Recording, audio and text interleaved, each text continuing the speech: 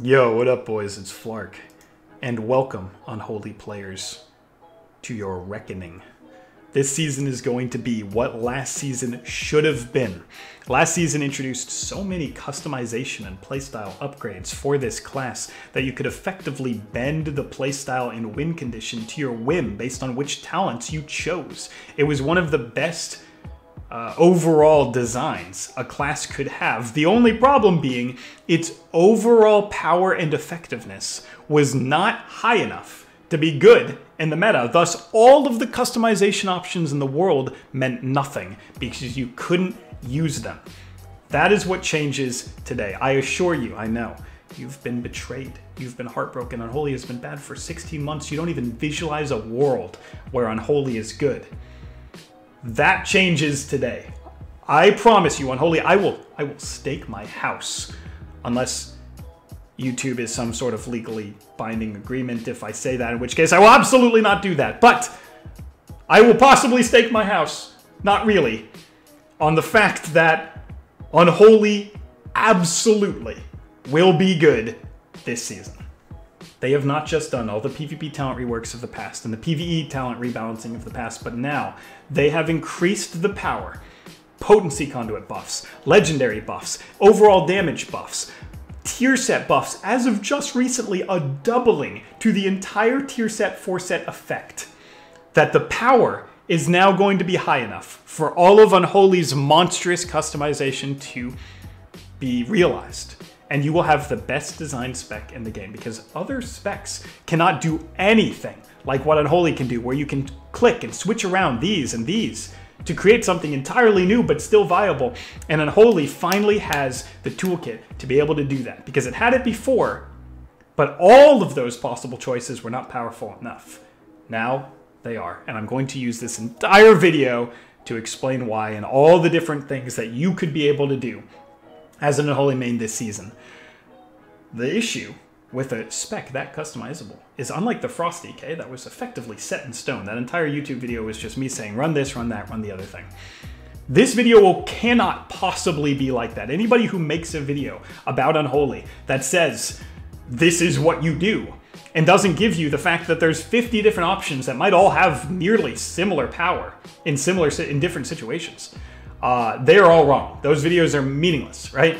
The only video, and I'm not saying this is, my video is the only video that does this, but the only video that could do this is a video that showcases that there are no set valuable PvP talents or PVE talents for Unholy, that there are many different powerful options, all of a very similar power level, and you'll see the top Unholy DK players, of which I am not, but theory crafting I should be able to do, switching these talents. I obviously will also play Unholy this season. I will try my very best to get rank 1 with it this season. I believe that this is a season for everybody to try Unholy again. It's been, what, years since we've played it competitively, right? I'm sure you guys haven't played this spec at the level that you want to play it in years, what feels like.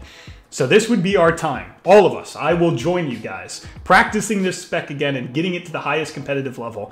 And this is the theory craft that I think it'll make it all possible. But anyway, long-winded intro, I know, but God, it's been a while since we got to really enjoy this spec, and I know this is going to be that time. So let us dive in to the insanity that is an Unholy guide, because the idea is that every single step of this guide will be, hey, you could run this, or... So let's get right into that. Gear. We start off already problematic. Stat weights, right? Versatility tier set out of the game. So Verse is not as overwhelmingly powerful as it was before, not even close, which means you have 3 very powerful stats. Verse, Mastery, Haste. If anybody claims to know which of these 3 stats and the exact percentages you want of each, I would love to see the mathematics behind their synopsis and conclusion. Because there is no universe, especially in a dynamic PvP environment, where anybody can realistically tell you which of the 3 stats that you prioritize the most and how much of each you want. So what you're going to do, this is the best advice I can give you. You should get a healthy balance of all 3. In order to do that, you get main stat verse on every single PvP stat.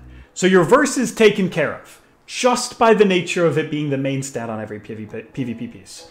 Thus, you will get all of the haste and mastery that you need from your tier set bonuses, which we'll talk about, but remember tier sets have strict stats on them, so you're going to get whatever stats comes on those tier sets. And then gems, enchants, jewelry, right? You can very much customize your stats. If you're low on mastery, you can get this extra mastery ring. You have jewelry to customize your stats, even the cloak, not as much, but you have it. If you're low on haste, just switch that around. And of course, you have gems and enchants to do that. What I can tell you is you will never gem or enchant verse. You will always use those slots to fix whatever problem you have. If it's too little haste, you will fix that problem. If it's too little mastery, you will fix that problem to the point where all of your verse comes from PvP gear main stat, and all of your haste and mastery come from jewelry, decisions, and gem decisions based on which one you do not have as much of. Of course, I'm set up for Frost right now, which means everything that I have is mastery. But as Unholy, you will just do something simple like this. Shift, right click, whoop, whoop, boo. And that's how you do it, right?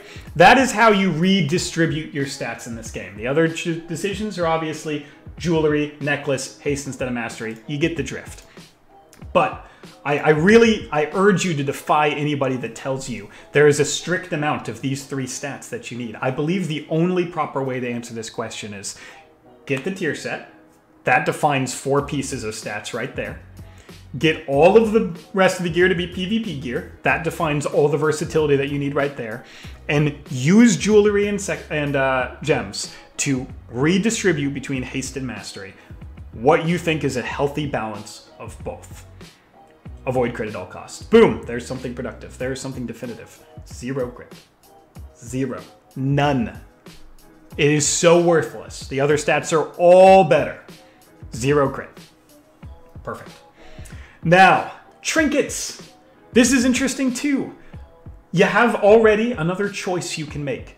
Badge, which of course I'm running for Frost, also has value for Unholy because your output window got buffed so much with the A-Bomb Limb buffs, meaning a on-demand strength increase is more valuable now because if you have a higher burst window from A-Bomb Limb getting all of the damage buffs that it got, you can crank more damage on demand into that burst window by using Badge. Insignia was kind of the choice, obviously, before, and could still be, because it has haste instead of crit, and it's just more sustain-oriented instead of on-demand pressure. So if you are very, very happy with a build, and we're going to talk about PVE Talents soon, but a build that revolves around like Unholy Assault and all of the A-Bomb Limb modifiers and pumping as much damage and haste into that window, because remember, this gives you haste on burst, as much damage into that window as you possibly can, run Badge. If you are running a sustain build, defined generally by choices like Necro Bargain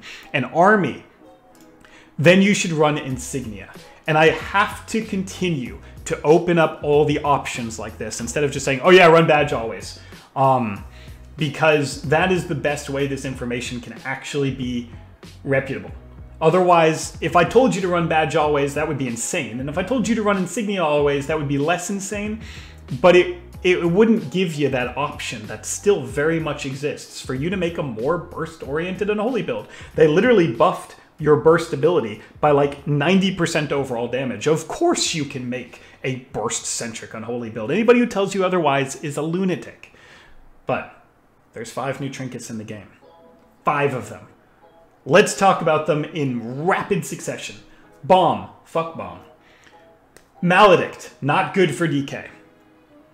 Both of the CC reduction and interrupt ones, who cares? We don't need interrupt reduction or prevention, and our CC prevention is one of our best things that we have. Through IBF, AMS, Lichborn, we have never-ending CC prevention. Wasting a trinket slot on getting more of that is completely worthless, especially since one of the trinkets has a downside. Never run those, which leaves you exactly with the magic damage absorption one, which you think also is a strong suit of ours, and it totally is. But you can switch trinkets during the gates, right? So if there's ever a meta, or even just queuing into a comp, that's really, really good at rotting people down, you can effectively, with combination of Spell Warden, Big AMS, and that magic damage reduction trinket, which, let me see, is called Eternal Aegis. The Eternal Aegis trinket, you could effectively make yourself a non-target, which for every rock comp or swap comp in the game really hurts their ability to win the game. Because effectively, you're immune to anything they want to do to you, which means you get to play however you want the entire game. So yes, a niche choice could be the Eternal Aegis. The bomb is nerfed and gross, and I don't want to see it ever again. And badge and insignia are so good for DK, and especially Unholy, that you should use those as your output trinkets. Never Maledict, not bomb. But if you really want to be immortal during a spell cleave, you have the Aegis as an option. The other ones are all worthless. The CC and interrupt immunity things. And that's your trinkets. Easy enough. Moving on to tier set. I'm going to bring that right up on the screen for you because we need a visual aid. This recently just got buffed. It's called Harvest Time. Every 5 Scourge Strikes / Clawing Shadows, so of course I make it so whichever talent you're chosen into, it still works. That Burst Festering Wound applies Soul Reaper, which synergizes with your 4 stack and applies a Army of the Dead Ghoul. This was a prime topic early in the season because they hadn't buffed it yet and they hadn't reworked it yet. So it works with something that's kind of finicky, Soul Reaper. But then they buffed it, and then they reworked it, and then they buffed it again. And this time they doubled it. And they also buffed Unholy in so many other ways, making Soul Reaper much more proccable because you do so much overall damage that getting somebody to low health is something you will absolutely be able to do. So, let's take a look at this 4-set real quick before we talk about it. This has all been doubled since this is written. Please, saying that again, doubled since this has been written. This is now 10%. This is now 50%, which means this 4-set, if Soul Reaper ever procs, won you the game. You win. It's like a Warrior's Execute. When a Warrior executes you for 30k, they win the game. When Unholy DK gets their Execute to proc, they're going to have so much overall damage with a 50% pet damage buff during all of their other burst windows with all of their other modifiers, right? It will effectively end the game. Now, it's not as good as just hitting somebody for 30k, but our damage overall output is much higher than ARMS right now. Which means if you get executed for 30k, you're screwed, but you might be able to get away from them by kiting them, disarm their go, or just simply not get that low by using enough defensives or output. Unholy has more output now, less peelable now because of all of the tools that Unholy has, and the damage is harder to get away from because there's so many pets and diseases and AoE effects, right? So if we have an Execute that's as game clinching as Arms Warrior, not from just hitting them with Soul Reaper, but the other 50% damage buff that you get from that, remember this is doubled, then all of the other things that make Unholy good right now are going to make that actually reliable. So what happens is you pop all your cooldowns. And all of the Unholy cooldowns do a lot of damage. And then while you're Scourge Striking them, you proc a Soul Reaper, and from all of your damage, you get them low enough because you just get a proc Soul Reaper. You don't even have to waste a global on it. It just happens while you're doing all your damage. You even get a little Army of the Dead Ghoul to help with this whole onslaught of pressure. You get a Soul Reaper freely from your burst rotation, and it procs because you got them low enough from you and your partner's burst for this to proc. Before, that didn't seem that good, but then when you double an effect, it gets a lot better. Once it freely procs, you now have 50% more damage bonus during the window where all of your cooldowns are already popped, and you just win. So you're literally looking at a situation where your win condition is pop all your CDs, do unlimited damage, which procs more unlimited damage, and an Execute that finishes off your unlimited damage rotation. Because I know if you played Unholy last season, one of the things you were worried about is not having finishing power. Well, look no further than Harvest Time, because that's finishing power. I can't even picture, what's the math on it for having Frenzied Monstrosity, A-Bomb Limb 20% damage, Harvest time 50% proc, Dark Transformation, and any other possible modifiers from the PvP talents and PvE talents that you're running. What is your pet autos and all the mastery that you have? What are your pet autos going to hit for? With a 50% damage buff on top of that, 10,000? 15,000 crits? Are they just going, with all the haste that you get from Unholy Assault, are you just going to be rapid firing 15,000 hits from one pet out of the 50 that you have? I look at this and I'm just blown away. This is going to be the most fun we've ever had playing this game. And that's the 4 set. So what is the synopsis after that long-winded, explosive rant about what is going to make Unholy so much better this season? The synopsis is, no matter what stats are on those tier set bonuses, no matter what you have to do, no matter what lengths you have to go to get 4 pieces of tier set, you will do it. Every vault. The crafting ability in 2 months from now. I know, I'm complaining about that too. If you have to finish it with PvE, just acquire the 4 set. No matter what stats are on it, no matter what it looks like when we have it, you will get it, you will put it on, and you will never, ever, ever, ever, ever take it off. It is going to be, no matter, if it was all crit, if it was just all crit pieces, you would still run it. Because there is no combination of stats that even gets close to scratching the surface of how much value that 4 set gives you. And that, my friends, is the Unholy 4 set this season. Believe me, I wouldn't have been nearly as excited if they didn't just double it before I made this video.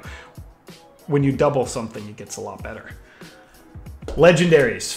Another hard one, right? Another hard one. Let's move on over to Unholy Legendaries. First, we can get one thing out of the way.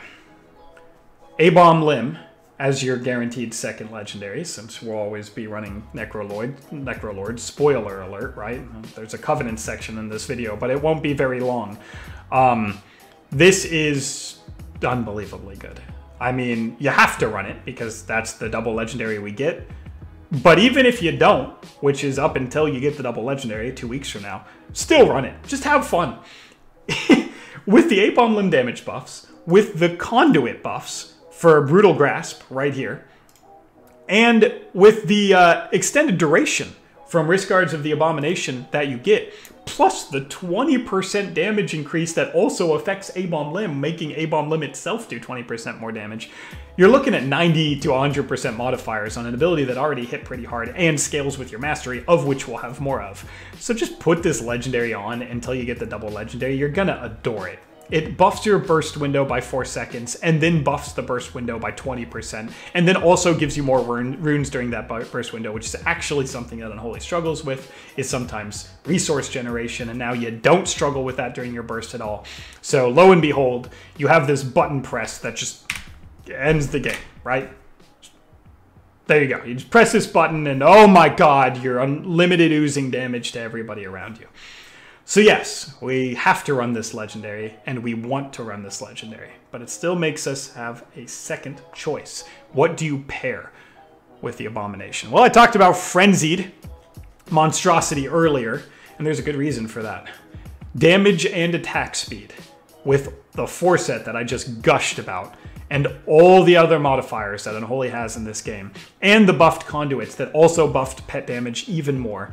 This is the highest output legendary, and it is not close from all the other options that you would run. So if you are looking to just be as generally useful in every situation as you could possibly be, there is no better combination than Frenzied Monstrosity and Abomination's Frenzy. Look, they even matched the names, Frenzy and Frenzy. There is no better combination. So if you're just looking for general overall use, you're gonna run Frenzied Monstrosity and A-Bomb Frenzy all season long. You never really swap off of it. It's just too much output. This is not just damage, but it's also attack speed, meaning those 12k autos, or whatever Timmy is going to be doing, are also sped up, which is great as it scales with haste. Your burst window is just nauseating. I can't stop smiling about it. But if for some reason you want to do something a little more niche, a little more burst oriented, a little more use all the other modifiers to create some other concoction. Remember, of course, we still have Death Certainty, and the Death Coil potency was buffed, and Death Coil was buffed as a spender in a PvP modifier environment specifically, which means, yes, Death Coil hits pretty hard. And yes, when you proc them with this PVE talent rather, yes, you can get 2 of them and then back-to-back hit somebody really hard, and you can add Doom Burst to that. So the problem is saying that Frenzied Monstrosity is the only choice would again be irresponsible of me. Of course, it's the best overall choice, but that doesn't mean that stacking every Death Coil modifier, of which we have 4 plus Mastery 5, is not a good thing. Of course that's a good thing. The other effects of this legendary are just not that impactful, though sometimes you have to Death Strike to heal, and having it do 35% more damage is silly, but not that great. But yeah, I mean, that's a lot of modifiers, and after you put all of them together, you may actually really be hitting some hard Death Coils, especially since it will be also buffed by another 20% on top of that, which is not possible last season because you couldn't run both legendaries. So 20% and 35% and OG, I don't know. Let's take a look. 68%, only 239 without the enhance. So what, 80% later season? 85? Yeah, that's a lot of modifiers. So there's your burst-centric build, which you will always run with Harbinger of Doom, which we'll talk about later. Otherwise, you have a lot of niche options. You have still a 24-second immunity to a magical effect. That's pretty good with the amount of output that Unholy would have. You'd effectively be an unpeelable juggernaut. Finally, the class fantasy of DK comes to fruition after 3 seasons. You would be an unpeelable juggernaut of unlimited damage. Kind of sounds like DK to me.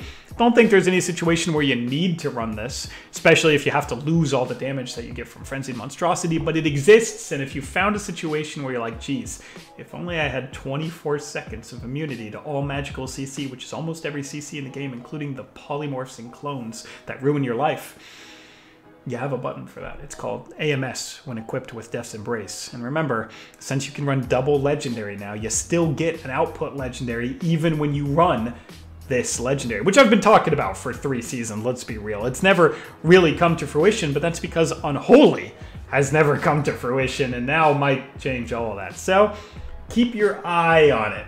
Like, just have your eyes open for this as a possible thing you could craft Frenzied first. Everything else is kind of just too memey, but it exists. Reanimated does some burst damage and applies wounds, and wounds are really good right now, so it exists. Pheromones with double D&D and Night Fae actually got buffed a lot too, and the Night Fae legendary got buffed a lot. I think A-Bomb is too good, but if you just hate the Necrolord aesthetic or whatever and you don't really care that much, you can still do this combination. It exists in the world. You get 15% haste, which is insane for Unholy. You get double D&D usage from your PvP talent, and then you get Night Fae. It's the most secondary stats you could ever put into the class. And remember, the Night Fae legendary did get buffed. It does 3% now instead of 2%. You get a lot of runic power generation. It is, and that's the double legendary you would use if you were Night Fae, so you'd get it for free. You'd get this and Pheromones. God, I'm actually convincing myself to try this. I have 3 DKs. I'll do it on an alt. It is an option. Again, we've been trying to make something else work for 16 months now.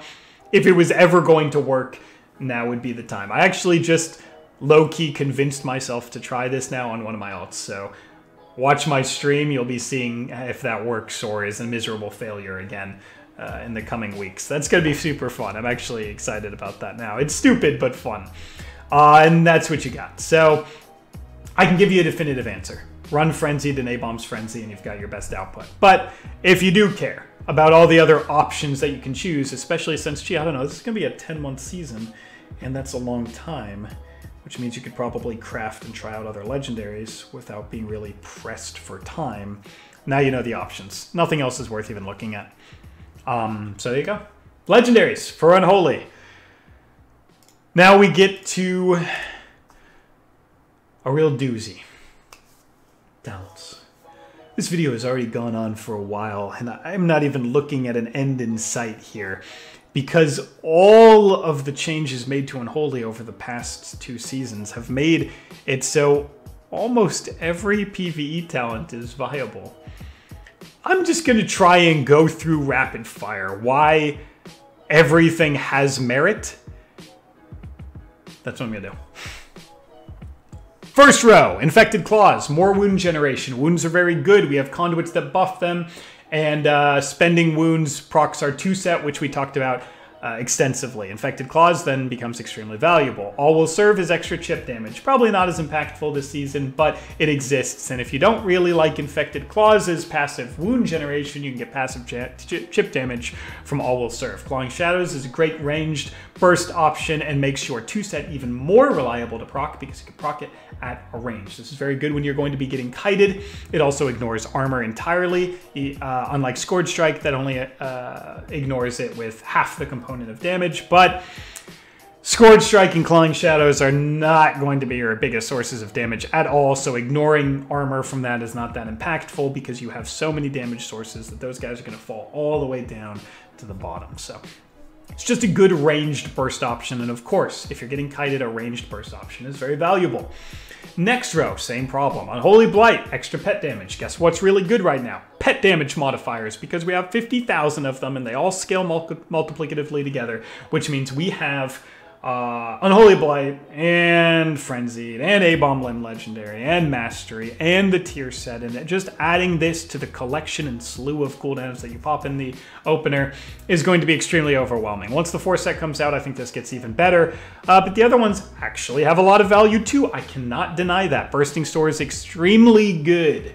Does a bunch of cleave damage, and having your bursting wounds do more damage is great when we have more wound generators, when we have more mastery, and of course, when we have a buff to the Convocation of the Dead talent, which also increases wound damage, so that is a lot of wound damage. And you have Short APOC that you can run sometimes, which bursts wounds more often, which gives you even more burst damage, and of course, Bursting Swords also has a ton of value.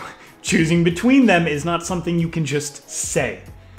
Simming doesn't work in a PvP environment, and these things are so close that choosing between Bursting Swords and Unholy Blight is not set in stone. You can't just say, ah, yes, of course this is better, because there's no tools to determine that information. There's no amount of theoretical math that you could do, like you can do in PvE, that can determine the answer here. So it requires theorycraft, testing, and of course, personal preference if they're this close, which I believe they are. Even Fever is only good if you run the Conduit for that one, and you're starting to see our Conduits synergize with our PVE talents so much, it's so hard to pick anything. But Lingering Plague plus Even Fever, you need Lingering Plague because you need to increase the duration so you're not wasting runes reapplying it as much. Even Fever, Lingering Plague, and the PvP modifier that is on your disease now, as well as Death Coil that they added last season to no avail, but finally those things are going to matter, actually becomes a lot of rot pressure. So if sustained pressure is what you're looking for, look no further than Even Fever and Lingering Plague. Fitting them in is so difficult because all of our potencies are good, all of our PvE talents are good. I don't know how to fit this in.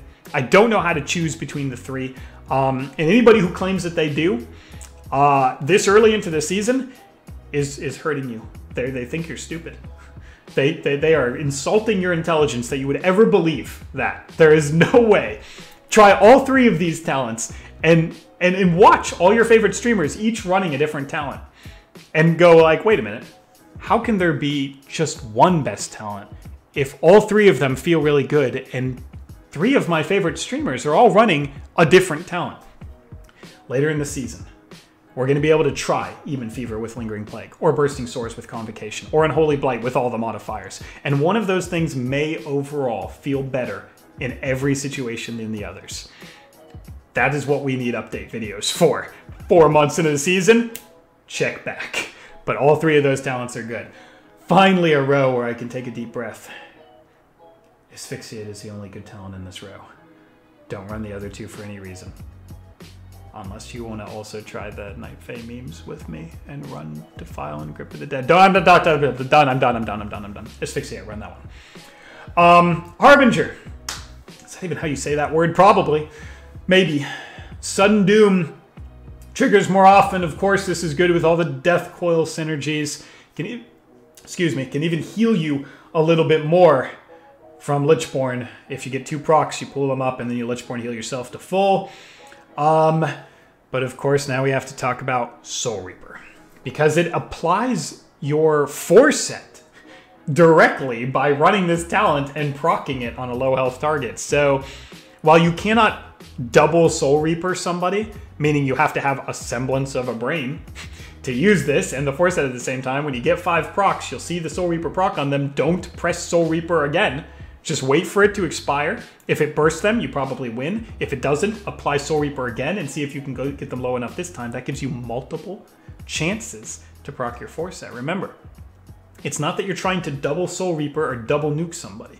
It just means in your burst, you're going to get a free Soul Reaper. And if somehow they were just barely out of range, but you still have a ton of damage and they ran out of defensives, press your on-use Soul Reaper and then finish the job that way. You have 2 chances. And then you'll probably proc another one because you probably by then have the 5 Scourge Strikes. You're about to get that again. So you can go Soul Reaper, Soul Reaper, Soul Reaper. And if one of them procs, you'll win the game. Let's be real. With proper rotation, you'll win the game. So Soul Reaper, while slightly challenging to use, but I wouldn't go that far. I swear that my audience and all you guys absolutely have the brain power to just not be silly with the activation and use it in like a cascading window where you continue getting Soul Reapers on them until one of them procs and wins you the game. That is a very good option. Pestilent is it's a completely passive. If you have rune generation problems and you have a lot of haste, it's fine. I think Harbinger and Soul Reaper are the more interesting and higher overall power talents, with Soul Reaper probably taking the cake only because of the Force set that we have. I think this is what I will run in every situation once I have that Force set, but again, update videos, baby. We need to experiment with this. This row, my god, I never get a break. Spell Eater, yes. Wraithwalk, yes. Death Pact, maybe. Spell Eater is 10 seconds of CC immunity, and with Death's Embrace, it's 24 seconds, and it absorbs more damage, and it's a great answer for not just magical comps, but also comps with any form of magical CC, which is almost every single comp of the game. Roots, slows, snares, clones, volleys, fears, they all get immune by AMS, meaning making it 5 seconds longer is really good. Wraithwalk is also an answer for some form of CC, but this time it directly affects roots. But unlike AMS that has to pre-pop it, which means you have to blow a defensive to possibly immune a root, obviously Wraithwalk you do not need to lose your defensive, and you get to cancel the root, so you don't have to pre-pop it, you can just get rooted and then cancel it with Wraithwalk. Of course, it also applies to physical roots, which AMS does not. So it's really good against root-heavy classes like Jungle, RMP with Frost Nova. Survival Hunters have them in spades if Survival plays any other comp than Jungle. We'll see if that's true. But yeah, just really good into root-heavy comps. You don't really need it for the snare reduction or the sprint, because the sprint can be ended by just reapplying another root. So it's really just good as a root break, and that's when you'll run it. Death Pact is if you're somehow running into a comp that kills you. I don't think a lot of comps kill Unholy, but if you found that one comp, this is a decent panic button, because our 2 set gives us stamina now, and we're getting a ton of stamina on every single piece upgrade. As you can see, you get double the stamina that you get on every piece than the primary stat. So you get a lot of stamina as you get geared, and you get an extra little bit from the 2 set bonus, and of course, DKs naturally have more health as it is, so it's a good panic button if you are dying somehow. Find a comp that kills you. I think Jungle kills DK, so into Jungle. If they're breaking roots and they're just killing you every game and you're like, I hate losing to these guys, just play Death Pact and maybe you'll lose less.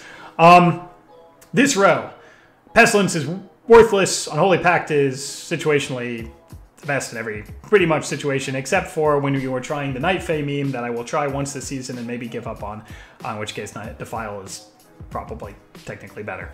But you will never run that in any situation other than the Night Fae meme, and of course Unholy Pact is just best in every other way. Pestilence blows. Cool. One last row, Gargoyle.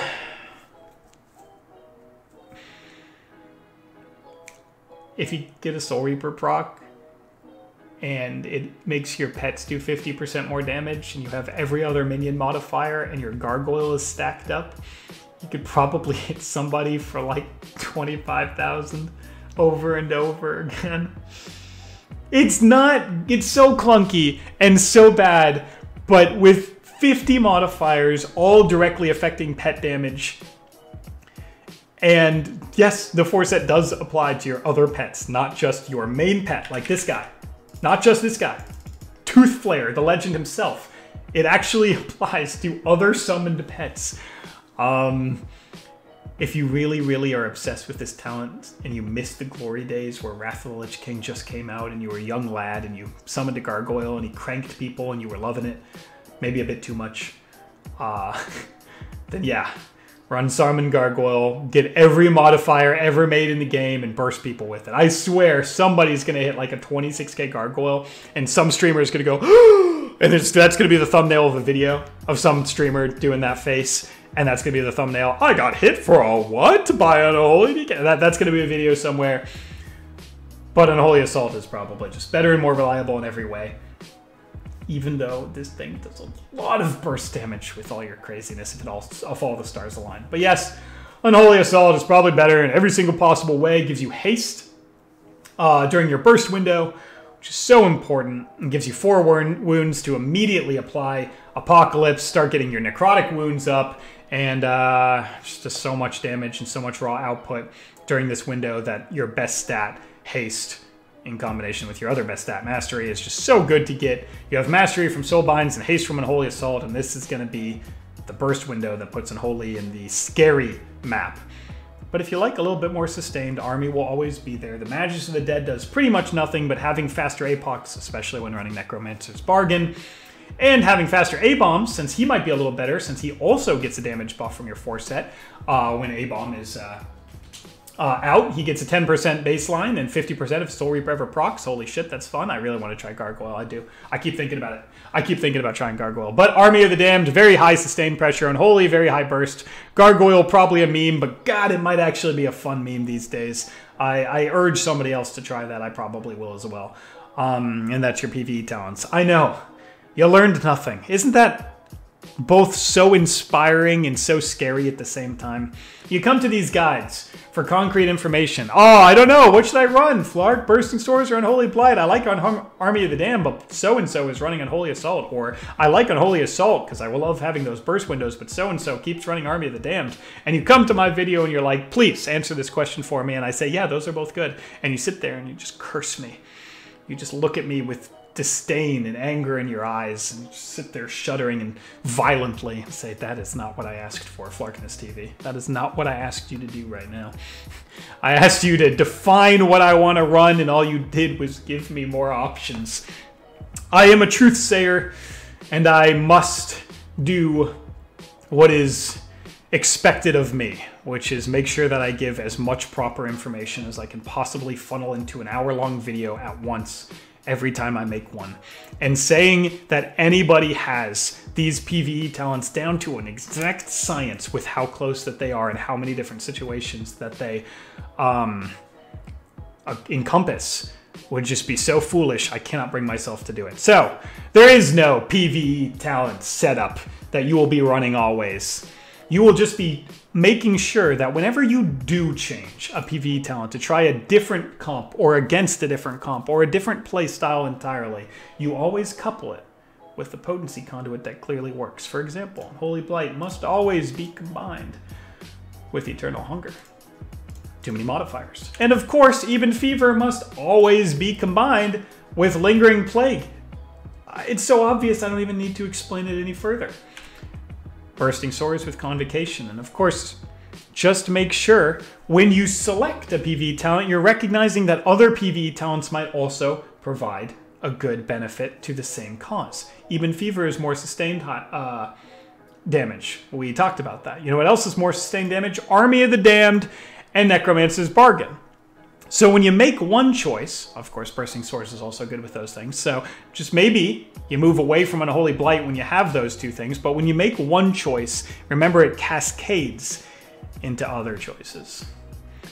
That is the most important thing to remember about Unholy right now, because it is a mess of convoluted builds and unbelievable choices, and it's scary and terrifying, but also so enlightening, because you could just, for 10 months, do you really want to play the same talents? Do you really want to play the same 6 talents for 10 months? No, you don't want to do that unless you're crazy. Okay, stop being crazy. You want to be able to choose different things and say, holy crap, this build is fun. Oh, this playstyle is fun. Wait, this could work really good into that team or this comp. And that's what you can do as Unholy. So Experiment, test. I'll have an update video with whichever one of the 5 builds you can make is my favorite. For now, we go on to PVE Talents, which is equally as stressful because there's a lot of good ones. Life and Death. Blows. Moving on. Dark Sim. Super fun. Blows. Moving on. Reanimation. Oh, so silly. Blows. Moving on. Necrotic Aura. Very good. Very good. 8% magical damage. So much magical damage. Still applies to your teammate. If you're running DK Boomy or DK S-Priest, I really think this would be hard to swap off of. And that's tough because all of the PvP talents I'm about to look at are really good. But it would be so hard to stop giving your partner and you 8% to all your damage. I mean, it's one thing to buff yourself, but when you're adding damage to a Boomkin Star Surge or a DH, right? A DH has a lot of magic damage because of chaos damage. If you're adding 8% to all of their globals, they will thank you for it. And they also have a glaive PvP talent that adds damage to your burst windows. So you guys are giving each other damage and you just use damage. Yes, I will have to make a comps video after this one. DHDK is absolutely one of them. Necro Bargain. Never really liked it myself, but the sustain that it builds is undeniable, especially with Necro Wounds. It's undeniable. That plus Army, plus all of the Soar synergy with Bursting Sores and Convocation of the Dead. Remember, when you run these, Convocation is a must pick. What is this again? We'll look at the potencies at the end, but this is a must pick. It further reduces APOC and it further increases wound damage, meaning that button press that comes up so quickly will be even more impactful when it comes up. A very high sustain output PvP talent. If you need constant damage, you have very high uptime, run Necro Bargain. If you're running more burst-centric, maybe you don't need to run it because, remember, you lose your Army of the Dead ghouls, which is even more impactful now that you have more pet damage modifiers from your 4 set. So you do lose a lot of burst for picking this talent. Do not pick this as an auto. I don't care. If anybody tells you to pick it as an auto, any streamer, any video, wrong. It's wrong.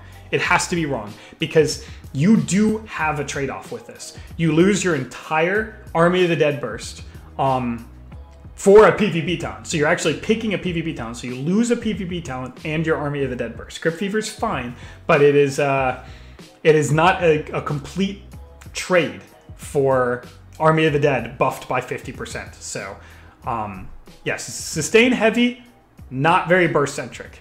Dome, you run it into every magic glyph. It's very hard to take off. You run it into RMP, you run it into Ret, you run it into DHDK, and you just dome their grippy hands. You have to run this when they have a very high magical burst window. That's Combust, Slappy Hands, Rat Wings, Ellie Burst. Just when there's a magical damage burst that you want to negate, Dome of Ancient Shadow does that instantaneously. Run that talent. Spell Warden is only when you're dying. They nerfed it. It's not as good now. It's going to be really hard to slot that as an Unholy, especially with Spell Eater. I don't think you can run this. It's still an immortality option. So if somehow you're finding yourself getting rotted to death, maybe Aflock just does so much damage late season when everybody's fully geared and everybody's got 4 sets. Maybe Aflocks are just everywhere somehow. If you're ever dying, this makes it so you can't. You put on Spell Warden and Spell Eater and maybe even that spell damage reduction trinket and you've just turned on your immortality button. You've effectively said, okay, I have removed myself as a target from the game. I will be full health the entire time and there's nothing you can do to stop me. Remember that. Spell Warden, Spell Eater. Otherwise, you don't need it. Death's Echo, there's so many good PvP talents. Death's Echo is great. I just don't think we can slot it in. You get more mobility and more anti-mobility, which is great, and it helps keep them by your pets, but A-Bomb Limb already does that, and your A-Bomb Limb window is increased by 4 seconds, so it's powerful, but I don't think you can slot it because of all of the incredible PvP talents that I've already talked about and we'll talk about soon. Speaking of which, Strang. Destroys healers. You can tunnel healers with Strang, or you can just off-CC them. It's very good out of like a stun. So like you're playing with an H-Pal possibly because they're going to be a lot better. They hodge into silence. That's 10 seconds of hard CC. It's very difficult to deal with, especially with the raw sustained pressure that Unholy provides. So Strang is a great option when you're trying to land a kill in a quick window. It is very hard to choose when you would run this or wouldn't run this. So you're just going to have to find the best combination of 3, which we'll talk about at the end after I'm done going through all of these. Doom Burst, very high output, 90% slow. It's disgusting. But again, slotting this in is so difficult. It bursts 2 wounds. That's very good for running all the wound synergy. It's really good with Harbinger because you get that more often. And it's really good with the Death Certainty setup because now you just have that much pressure added to every Death Coil. And it's a 90% slow, which is like Poison Bomb. It effectively roots their character without DRing with root. It lasts a decent amount of time. And it keeps them in your damage because if they're 90% slow, they're not getting away from you or your pets, and that means you have more output. So if you want the most output in the game, Doomburst and Necro Aura are generally niche options for that. Wounds is kind of never take it off, ever. It's a Mortal Strike that stacks with other Mortal Strikes. This is a default choice. The only default choice that Unholy really has. So enjoy your one locked-in PvP talent. The only time you would ever not run this if you were dueling a warrior outside of Orgrimmar. Because I don't have a lot of self-healing. So, yeah. You could swap it off then, I guess, if you wanted to. Raise A-Bomb. Yet another output niche PvP talent. It gets damage buff from your 4 set, and it applies a lot of wounds, which is great with all the wound modifiers that we have. I feel like I've said that 50 times already today. And now you're starting to see why slotting things as Unholy is so hard. Because Raise A-Bomb does pretty solid damage with all the modifiers and the 4 set. Necro Wounds is a guaranteed pick. Doomburst is pretty reliable, slow, and high output. Strang is extremely good disruption. Death's Echo is extraordinary anti-mobility and self-mobility. Spell Warden answers every magical comp in the game. Dome is an auto-pick into anything with magical burst. Necro Bargain has a ton of sustain, and Necro Aura adds a lot of damage to you and your teammate. That's 1, 2, 3, 4, 5, 6, 7, 8, 9 talents. And we have 3 slots. So you tell me, Mr. Guide Viewer, like we're gonna have to work together on this one. Over the course of 4 months, we're gonna have to experiment because there is a general use for just like the smartest choice. It's probably something like this. Like that's really smart. If you queue into RMP, you can stop a go, you could stop a go, and you have a Mortal Strike, which you absolutely need when it stacks with other people. You can really stop them from healing, which is great against RMP because they're already kind of squishy. It's the best comp of the game, and you're going to see it a lot. So this can work. You can also run so many things, though, because Raise A-Bomb completely negates their opener. You generally get a pullout with Raise A-Bomb, and you can actually get combat for your whole team, prevent all 3 saps, and get something out of the rogue to get a reset so he can get his opener that he wants. Raise A-Bomb is a niche pick. Necro Aura is a niche pick because if you're playing with a magic user, you might be able to ooze enough raw damage. Remember, the one thing that RMP doesn't have is a ton of self-healing. Mage seems like it has it, but it's because it's so immortal from its entire toolkit that the fact that it also has self-healing at all seems like it's just unlimited self-healing. But when it comes to rot pressure, they actually, all 3 of them die, including the priest. So Necrotic Aura could help with all 3 of them dying. It is just such a difficult decision on my end to say that there is a default 3 PvP talents ever. But I've given you, and you already knew, what makes these PvP talents good. So now we have to spend 5 months and get an update video explaining how certain of these might have fallen off and certain of them came to fruition. I think Raise A-Bomb has a lot of merit as an output cooldown. I think Necrotic Aura has a lot of output as a passive output increaser, which may force Doomburst away because it fits that role, right? Spell Warden might be never needed because we might be immortal already, which means the only survivability option we would pick is Dome. So we could maybe slot these a little safer, like Strang, A-Bomb, Wounds, for A-Bomb giving you more Necro Wounds, and then Strang being a finisher on a healer. Or if Strang isn't good, like remember Strang's not good into R-Druids, or it's not as good into Mistweaver because they're generally so far away. R-Druids obviously have Hots already in bear form, so Stranging them is not as important. So let's say you want an output set that doesn't involve Strang. Raise A-Bomb, Necro Wounds, whoa, that thing's disgusting. Necro Aura, this is a crazy output set. Do I think that you'll run it in every situation? No, that's completely insane. But if you don't need zone for whatever, maybe you're playing against Turbo and you don't need zone, and you want more burst, you're not liking the sustain, you're running a more burst-centric build, maybe something more like that, or this, right? And you don't want bargain because you don't want to nerf your own burst, then you would run this as a high output. Generally, you might run something like this. You got Ret Wings that you want to zone.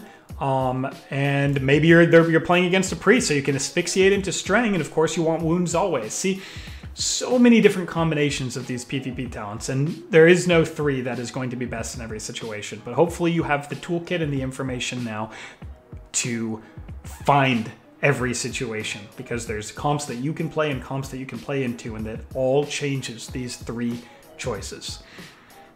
This is the hardest video to ever make if you want to do it actually precisely. Also, I'm very bad at being concise. That's not one of my 2 positive traits. It's one of my problems, actually. But here it is. PvE and PvP talents. To the best explanation that I could give, while not treating you poorly by assuming that you're dumb enough to think that there's one choice across all of this, because there isn't. Okay, the final borrowed power system of this entire insane expansion is actually going to be pretty easy. For DK, probably not for other classes, and that's Soulbinds, Covenant Choice, and Conduits. Covenant Choice, Necrolord, unless you want a meme, Night Fae, everything else is worthless. Soulbinds, Plague Deviser, and Bonesmith. Bonesmith is the output Soulbind. You get Carver's Eye. It is incredible against pet classes. You get 136 mastery per thing that you hit, including pets, meaning mastery, your tied for best stat, is going to be getting buffed the entire game, which means if you supplement all your gear with haste gear and Unholy Strike, then you have your haste that you need, and you have your mastery that you need from Carver's Eye, and all of a sudden you have unbelievable secondary stats just from those 2 choices, and you just ooze damage the entire time. Bonesmith is the highest overall output that Unholy can get. You would generally run triple potency with this, and we will talk about potencies at the end, but then generally it would look like a path like this. Potency, Carver's Eye. You can see it goes right along the left there. That is the Bonesmith path, and it is the highest output Unholy can have. But if you want something a little more single target focused, or just slightly more survivability because of ultimate form and oozes frictionless coating, then you can have your sustain mastery simply from volatile solvent instead of Carver's Eye, which gives you more, but it's not quite as reliable. You get volatile all the time. Carver's Eye can't proc off the same guy more than once every 10 seconds, so that's a thing. But you still get your triple potency this way, and of course you get undulating maneuvers, oozes frictionless, and ultimate form for a little bit more survivability. I think you'll probably always run Bonesmith, but if you want a little bit more single target output, and a little bit more survivability, Plague Deviser is that option. But what we really need to talk about in the realm of covenants is not which covenant to choose, because you're always going to be Necrolord unless you want to meme with me on my alt DK and play Night Fae. And you're probably always going to run Bonesmith because the output is just so high overall. But the thing of the matter is your Conduits. And not Endurance and Finesse, because we already know what you're running there. It's Potency. Because all of these are good. They've all been buffed recently, maybe twice. And 2 of them have PvP specific modifiers. So I will go down the list, say the guaranteed auto run, and then every other situational choice before we can end this video for the beginning of the season. Brutal Grasp, auto choice. They buffed this. They buffed it again with the A-Bomb Limb buff. They buffed it again with the A-Bomb Limb legendary buff, because now you'll run this, which also buffs the Conduit because you get 4 more seconds of A-Bomb Limb damage, which makes this 4 seconds more valuable. Auto choice, never slot off of it. Brutal Grasp, always. You will never, ever slot off of that. I think that's the most concrete information I've given you the entire video. Congratulations on your 1 guaranteed pick, Brutal Grasp. Convocation feels like an auto pick. It's going to be really hard to remove, gives you more APOC windows, gives you more festering wound damage, scales with all your wound modifiers. But we'll talk about the other ones and why this might not be an auto pick. It's a pretty general use potency Conduit. Embrace Death, we know, is not a general use. It's when you run the Death Coil Bonanza. Whenever you're running the Harbinger, Death Certainty, Death Coil PvP talent that nobody runs that much, but it absolutely could be if this is good. Doom Burst. When you rip that whole bonanza together, the whole smorgasbord of Death Coil buffs, Of course, you have to pair it with the thing that makes that all possible. It's an 80% buff with the enhancement and the conduit buffs that we'll get over the season. That's a lot of damage added to an ability. And of course, Death Coil is buffed in a PvP environment from last season to do more damage in PvP than it does in PvE with a specific modifier. So yes, that can be a combination of things. I think this, if anything, is the other auto-use potency conduit. Minion damage is just always going to be good, and Dark Transformation duration is always going to be good, and it's just extremely impactful. It scales with all the modifiers, but you don't need them because your pet will always be doing damage no matter what build you're running, and 10% more damage is great. Of course, that is higher with the other things that I keep talking about, 272 conduits and enhancements, so it'll be like 13%, and that's really good. Lingering Plague, I think I would only ever use this if I was running Even Fever. But you could run this in Even Fever and have a lot of sustained damage. So, final verdict. Brutal Grasp, always. Eternal Hunger, probably always. But there are 3 other choices that all have value. Plague with Even Fever and sustained damage. Death with a Crazy Burst build with every Death Coil modifier. And Convocation is more general than the other 2, but I think slightly less overall value than Eternal Hunger, but man, that's a hard call to make. And that, my friends, is the concoction, the insanity that is Unholy this season. I know. Hours of information thrown, just regurgitated at you, and it even doesn't even feel like anything changed about your overall knowledge. But if I did anything other than that, it would be a disservice because it would be a lie. And lying to people is rude. And I'm already rude enough on stream. I don't need to be rude here too. Unholy is going to be amazing. That's the takeaway. And unlike most classes in the game, for 10 months, you can try 5 different unique builds and probably have a blast with every single one of them. And honestly, that's a blessing. So even if you come away with this video and go, crap, I still don't know what to run, come away with 2 things. 1, play Unholy. You will love it. It will be insanely powerful, and I promise you, I pretended to stake my house. It's that severe. Okay? And 2, enjoy a class, enjoy a spec rather, that's so well designed, finally, it took 16 months, but here we are, that you could go like this, blah, blah, blah, blah, blah, and probably still have a good build if you just did that and actually clicked talents. Same with your PvP talents. That will be fun for you over the course of 10 months. You don't want to bore yourself. You want to try new things. You want to try crazy setups, and Unholy has many. So enjoy. It's a fantastic time for us to all figure out the majesty that is this spec again, and I'll try and get some new personal bests in a long season. I hope you guys accomplish everything that you could ever accomplish. I will be making an update video that will hopefully be more concise with it than this one once we have the information we desperately need with months of experimentation.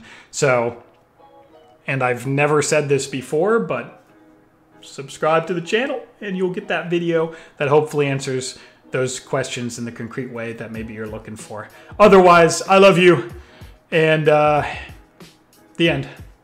Peace. Hope you have a great season.